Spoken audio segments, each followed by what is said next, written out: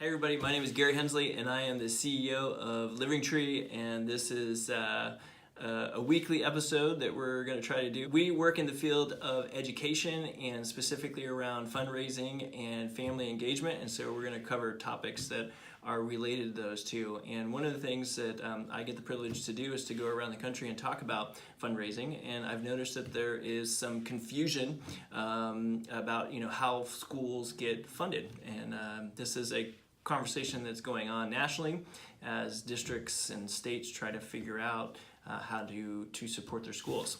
So I wanted to go over what those three buckets are and the relative percentage of that, and I would love to get your feedback if you knew that or didn't know that, or your thoughts around school funding and maybe some solutions to that. So there are three buckets. The one that most people are familiar with is the federal bucket. So the federal government does provide money to schools, and you hear that there's billions of dollars being spent, and that is true, but it's spread out over 14,000 districts. So when you really look at the percentage of money that's going to any individual school district, it's relatively small. So it ranges anywhere between like 5 and 10% of the overall school district's budget. So it's the smallest of all of the buckets that schools get money from.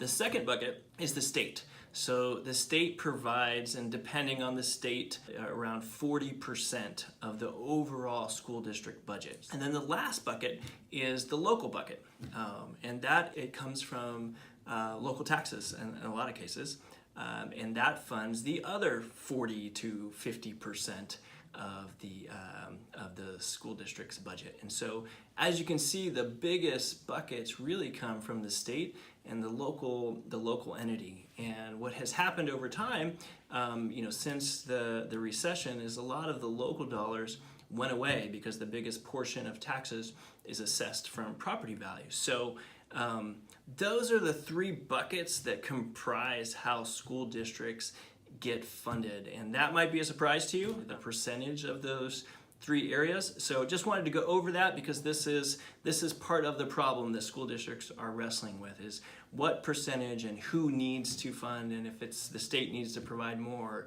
do you get that from local taxes, or does the federal government need to kick in more dollars? Which you start to realize is there's really 50 different educational systems across the U.S. And so as you can see, it's a challenge, and school districts are wrestling with this. Obviously, for us, a growing portion, and I don't know what percent it would be, is crowdfunding. Wanted to share that with you. We'd love to get your comments, likes, feedback on our post, and we're going to try to do this every week. Again, if you have a name for it, we don't know what to call it, 2 Minutes with Livingtree, whatever you want to call it, we'd love to get your feedback. Leave your comments below. Thank you.